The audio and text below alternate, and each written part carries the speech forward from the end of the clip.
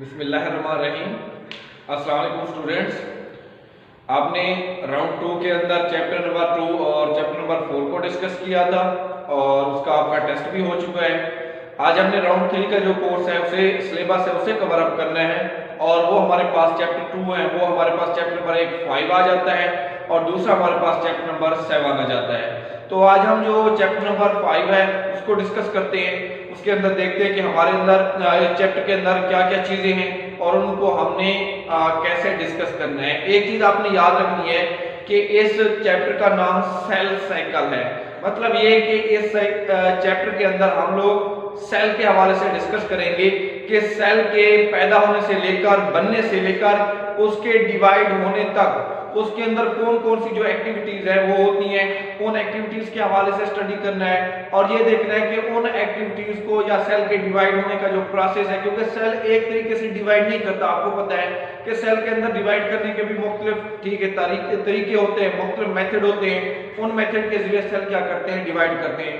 तो उस हवाले से हमने स्टडी करना है कि सेल डिवाइड किस तरह करते हैं, उनमें डिवीजन किस तरह होती है और ये देखना है कि सेल अपने आप को जब डिवाइड करने के लिए जाता है तो सेल के अंदर कैसी चेंजेस आती हैं। क्योंकि कंसेप्ट की बात है कि सेल तो एक छोटा सा पोर्शन है लेकिन वो अपने आप को जाकर दो हिस्सों में डिवाइड कर देता है।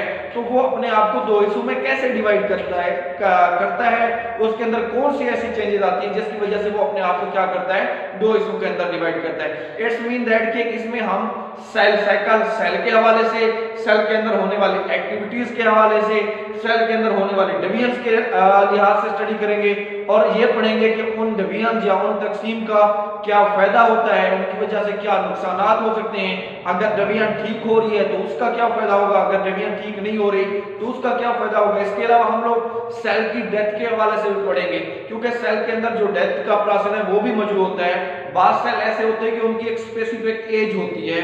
जिस तरह आपके पास ब्लड सेल्स है, रेड ब्लड सेल्स की बात करें, रेड ब्लड सेल्स में आपके पास इनकी जो एज है वो 4 मंथ होती है। 4 मंथ के बाद बजाते खुद ही ये सेल जो है वो डेड कर जाते हैं, उनकी जगह के ऊपर जो न्यू सेल है वो रिप्लेस करते हैं। और बाद का ये होता है कि किसी एक्सीडेंट की वजह से ठीक है नेक्रोसिस हो जाती है, ठीक है, उस वजह से क्या या किसी चीज के काटने की वजह से क्या होता है, सेल की डेथ हो जाती है। तो उस हवाले से भी इस चैप्टर के अंदर हमने क्या करना है, स्टडी करना है, डिस्कस करना है। तो सबसे पहले आज हम सेल साइकिल को देखते हैं, जो इसका पहला टॉपिक है कि सेल साइकिल क्या होता है। तो ये आपने देखना है कि सेल साइकिल की सबसे पहले definition, cell cycle is the series of events, कि ये एक इवेंट्स है, ठीक है, इवेंट्स की एक सीरीज है, एक खास तरतीब है।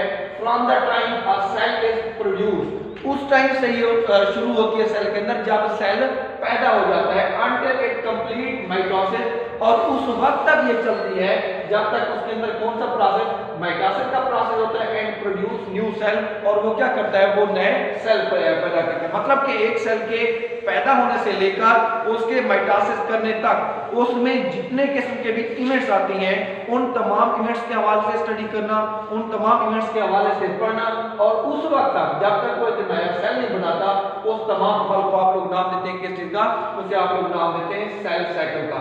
अब सेल साइकिल जो है इसमें मुख्तलिफ किस्म के फेजेस होते हैं। अगर हम सेल साइकिल के अंदर मेजर फेजेस की बात करें तो इसमें बेटा दो मेजर फेजेस होती हैं। एक आपके पास होती है एम फेज और दूसरी आपके पास होती है इसमें इंटरफेज। एम फेज को माइटोटिक फेज भी कहते हैं। इसमें सेल क्या करते हैं, अपने आप को डिवाइड करते हैं। जबकि दूसरी जो आपके पास इंटरफेज होती है ये लार्ज फेज होता है। इसमें सेल क्या करते हैं, क्योंकि सेल ने तो डिवाइड करना है, तो इंटरफेज के अंदर सेल अपने आप को प्रिपेयर करता है किस चीज के लिए, डिवीजन के लिए, कि क्योंकि आगे उसने डिवीजन करनी है, 1 से 2 में तकसीम होना है, तो उसके लिए सेल अपने अंदर कुछ चेंजेस लाता है।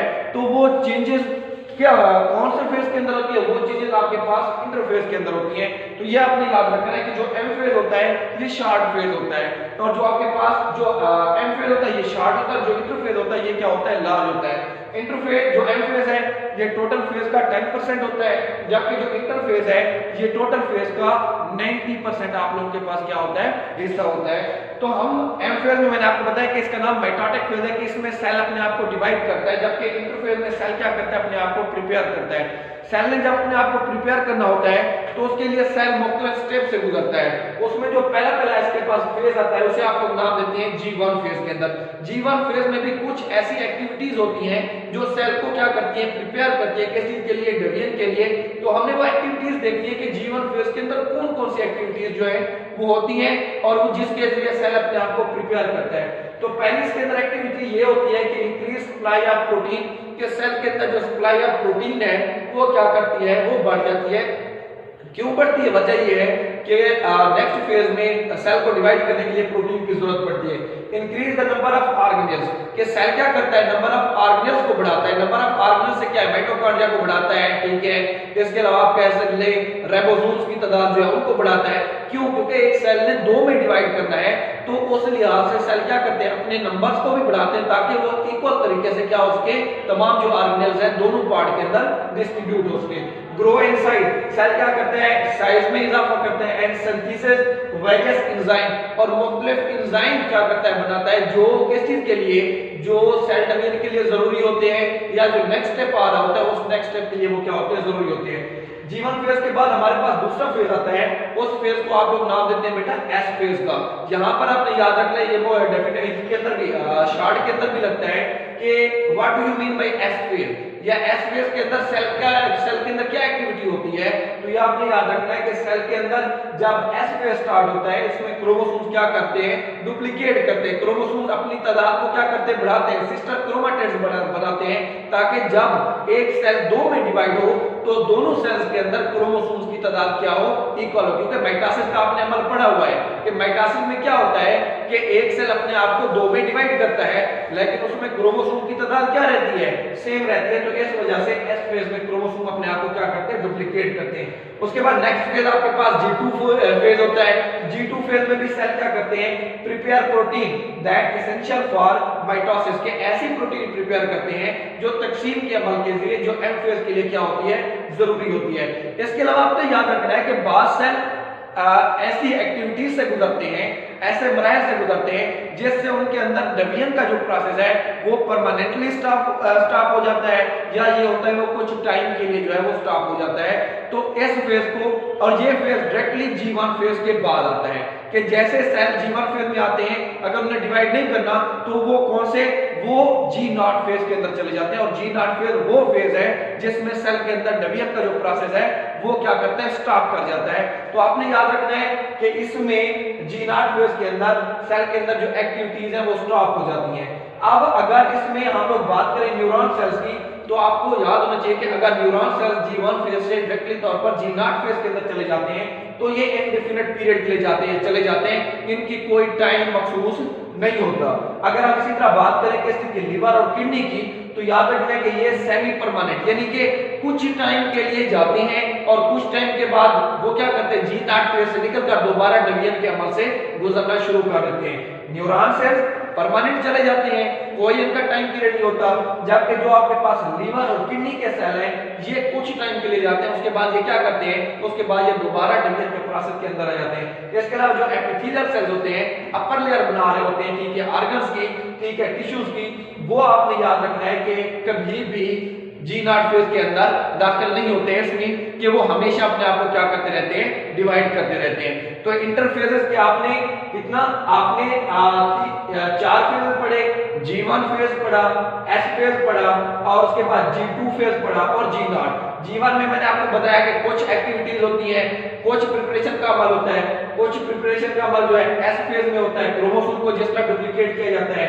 कुछ जो अमल है वो G2 फेज के अंदर होता है और इसमें सेल प्रोटीन तैयार करता है। और G0 फेज मैंने आपको बताया कि इसमें जो एक्टिविटीज हैं ये स्टॉप हो जाती है। तो जब इन तमाम मराहल से सेल गुजर जाता है तो उसके बाद सेल क्या करता है, उसके बाद सेल जो है वो डिवाइड कर जाता है, यानी कि 1 से 2 के अंदर माइटोसिस के अमल के जरिए 1 से 2 में तकसीम हो जाता है। और उनमें क्रोमोसोम्स की तादाद क्या रहती है, उनमें क्रोमोसोम्स की तादाद जो है वो फिक्स्ड रहती है।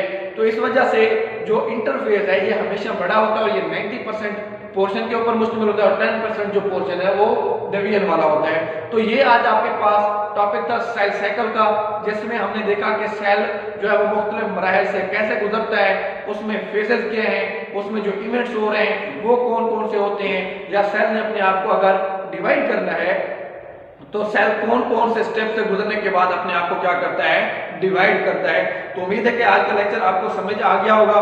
अगर इस लेक्चर के अंदर किसी किस्म का भी कोई मसला होता है तो आप कॉल के जरिए, व्हाट्सएप के जरिए मुझसे वो चीज समझ सकते हैं। और इसके अलावा आपने याद रखना है कि इस चैप्टर में से ठीक है कंसेप्चुअल सवाल बहुत सारे बनते हैं, तो आपने इन वीडियोस को अच्छे तरीके से करना है और इसके साथ जो आपको होमवर्क दिया गया है वो भी आपने लाजमी तौर पर करना है। अल्लाह हाफिज।